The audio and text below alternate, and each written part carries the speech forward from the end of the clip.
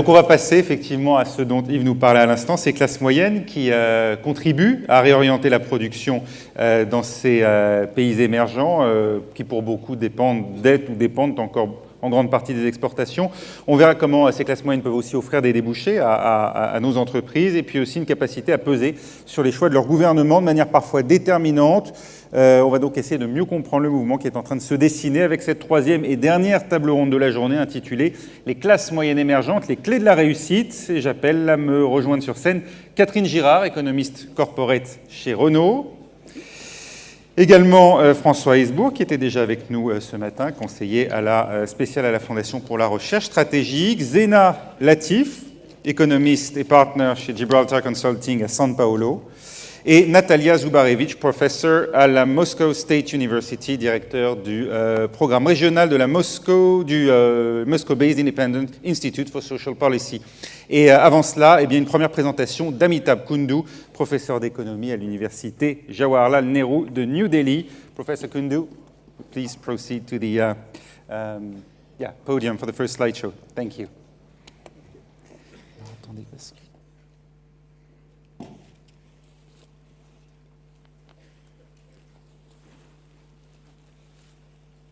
It's an honor and privilege for me to speak to this galaxy of experts on comparative risk assessment across countries. I note that India is being mentioned several times in the context of the Eurozone crisis, and I must mention that most of the Indians recognize the fact that India is an emerging economy with a sense of pride, but also with a sense of responsibility. Shifting of the focal points of economic development, and as the World Bank would call it, the epicenter of urbanization from the north to the south, particularly to India, China, and Russia in the coming 2-3 decades, has been accepted as fait accompli. And yet, India, creating the largest middle-class consumer market, overtaking United States and China in another 2 decades, can be viewed with a legitimate amount of skepticism. This is because most of the predictions are based on the assumption that as growth takes place, the distribution of income or consumption remains more or less the same. Now, if that is the case, how do I move forward?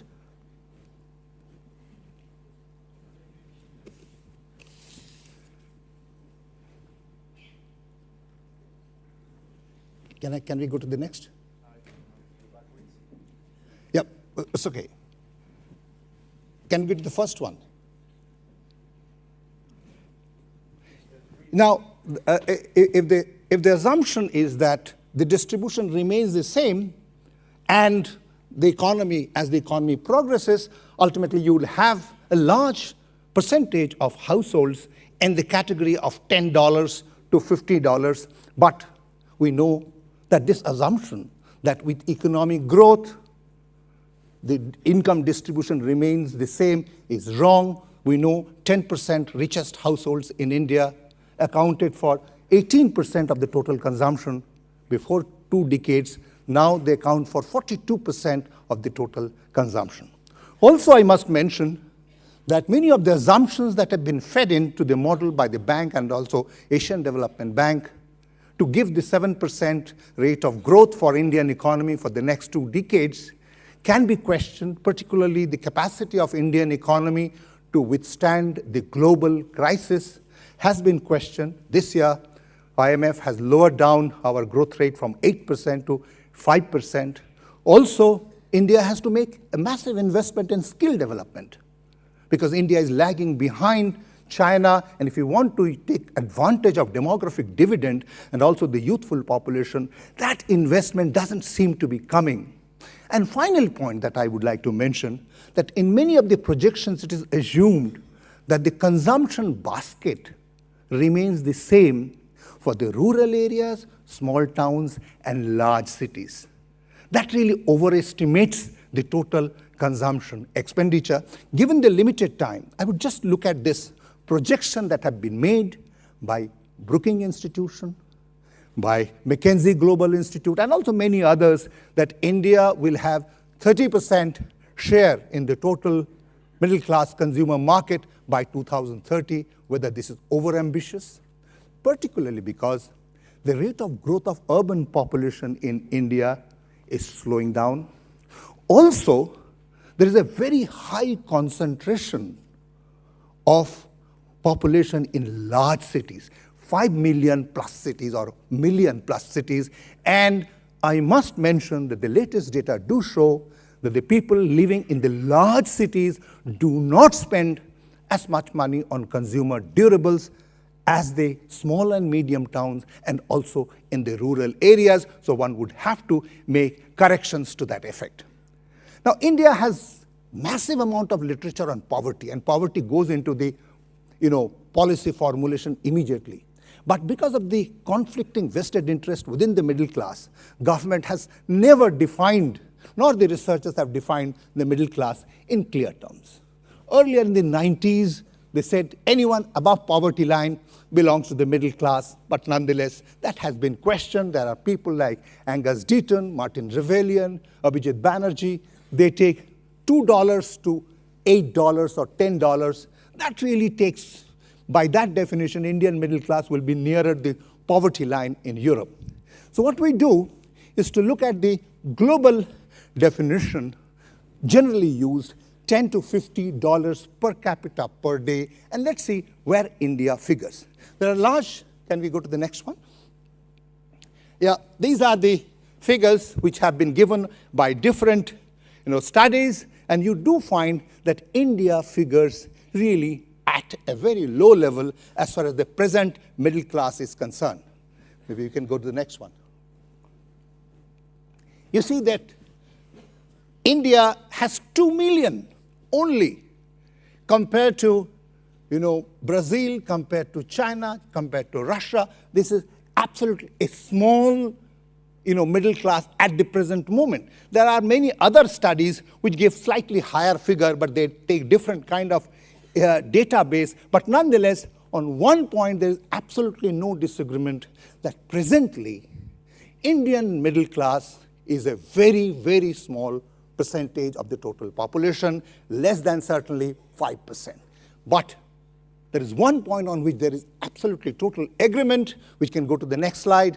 We know that the growth rate is phenomenal, but all the projections that we see, you find that the middle class, even if you take the income earnings, you find that the middle class is going to grow massively by all projections. We go to the next slide. We know that Economist magazine has predicted that Indian middle class is not going to grow incrementally. It is going to increase exponentially. And the market consumption in India would be increasing faster than the number of households or growth in income because of the high consumption elasticities for consumer durables. The World Bank and the Brookings Institution predict that the increase in the number in the total 2 decades would be 1,200 million at the global level, and India will claim 10% of it. We go to the next.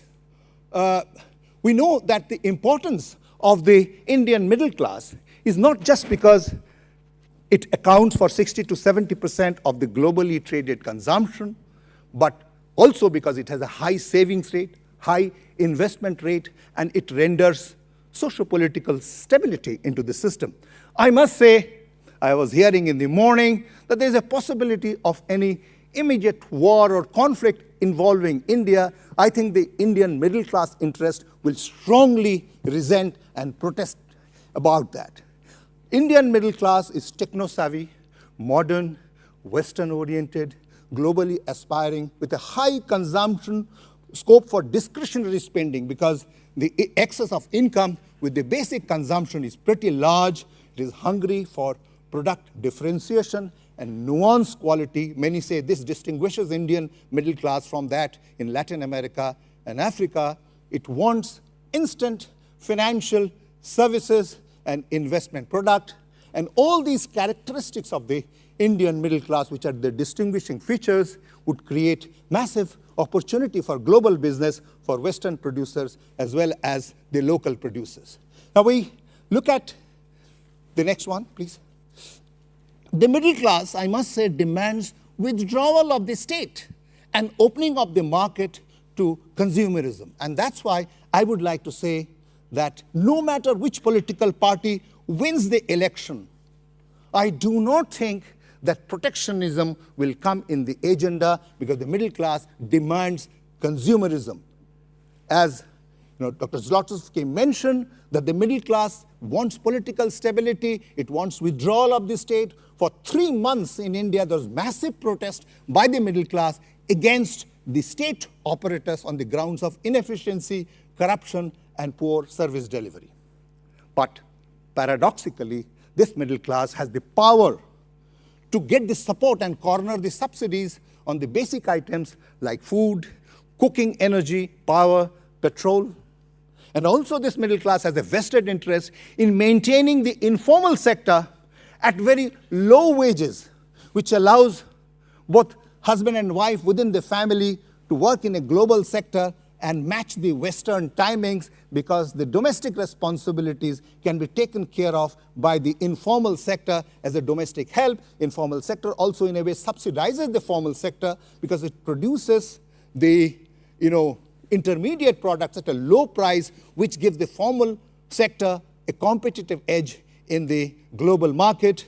And I must say, middle class is also successful in converting many of the anti-poverty program which is targeted to the poor. It expands and opens it up, and middle class is able to enter that so that they can also get the benefit. You can go to the next one, please. Now, the question is, do you think that the middle class will be able to maintain its political position? Despite its small size, it's an opinion builder among vote banks. It has linkages with print media, electronic media, civil society, and also it has an edge in knowledge and access to technology. It has networking with bureaucracy at different levels, and therefore I do think that middle class will be politically and socially powerful in the next few decades. But the problem is, there is dualism. There are conflicts within the middle class itself. Next, please.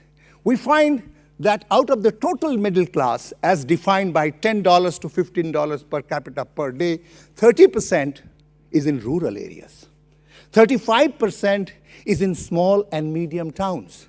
Only 35%, remaining 35%, is in million-plus cities. Please do not think that consumerism and the middle class strength is only in the Mumbai, Delhi, and 30 big metropolitan cities. The small and medium towns have large consumer demand, which often gets ignored. And the conflict is coming up because the middle class in the large cities do not allow the middle class in the small towns and villages to enter the cities, because they have created all kinds of residential welfare association, and that is the kind of conflict. Access to jobs in the big metropolitan cities is also determined by professional and technical management institutions, and these institutions have restricted entry for the rural middle class. And as a result of this conflict between the middle class in the big cities and small and medium towns, the rate of growth of urban population is coming down. That is the point that I wanted to mention. We go to the next graph, you see that the percentage of growth rate of urban population, which was projected by United Nations in 1995, was much higher for India for the period 2025 to 30. You see the tall graph, which was predicted in the 90s, but gradually the projected figures for the same year, 2025-30, has been brought down, which really means that the growth rate of urban population is declining. Similarly, the projected figure for 2045 to 50 in different rounds of the UN projections have gone down. And another disturbing factor is that there is excessive concentration of population in large cities, 5 million plus cities. We can go to the next slide. You can see that percentage of urban population living in 5 million plus cities in India is 23.5, whereas for Europe, it is only 7.5. This is the percentage of people living in 5 million plus cities to the total urban population. Now, the high-powered expert committee in India talks about creating 87 million plus cities from 32. And I think if you create this top-heavy urban structure, this is going to affect adversely on the middle-class demand, because growth in the mega cities, please do not think the 10 million plus cities or 5 million plus cities are going to give a big boost to the global business, since the demand for consumer durables is much less in the big cities compared to the small towns and villages. And that comes out in the next graph. You look at this distinction, you do find that the tall bar on the right-hand side, the rural consumers are consuming much higher proportion of durable goods, which include furnitures, electronic gadgets, air conditioners, washing machines, much larger in per capita terms compared to the small towns. And the big cities, that is shown by the orange mark, they consume the least. If you look at the big cities, you find their consumption expenditure is more on rent, fuel and light, beverages, petrol and gas, and many consumption services, domestic help, dentists, lawyers. So basically, they generate employment within the local economy, whereas expenditure in the rural areas and small towns, non-million plus towns, generate income in the consumption market. I just would like to conclude by showing two sensitivity analysis. Can we go to the next graph? This is a graph given by Brookings' projection and also McKinsey's figures. I tried to tally that. What does this graph show us? The green space is that for India, which is second from the bottom, and that it is projected that by 2030, India's figure will be higher than that of United States and China. I did a sensitivity analysis, take the same model, and I fed a lower growth rate of urban population. As I mentioned, that the growth rate of urban population is declining as recognized by UN, and that decline in the growth rate will also affect the growth rate of the economy. The moment you feed that, you find the next slide, the total consumption demand goes down because the growth rate of urban population is now taken to be low. Also, the fact that if there is a massive concentration of population in the 5 million plus cities or million plus cities, that would also adversely affect the total middle class consumption, and also the desired investment in skill development may not take place. And I feed in these two factors, and I did again a sensitivity analysis. The next graph shows a reduction, further reduction in the middle class consumption. I would like to now conclude by showing the last slide. Yes, we can go ahead. Don't have much time. I had thought that I would mention that, well, the demand may go down, but after listening to the presentations from my colleague in the morning, I feel really, when I look back at the Indian experience, I turned myself from a pessimist to an optimist. I would like to say that Indian census has predicted that the possibility of growth in small and medium towns is pretty high. The concentration may not be in the large million plus cities where consumption demand is less. And the government of India's policy of inclusive growth may not conflict with the promotion of the global market. And that is the optimistic note with which I would like to end my presentation. And my final word in one sentence would be: a massive opportunity awaits global business in small towns and villages in India.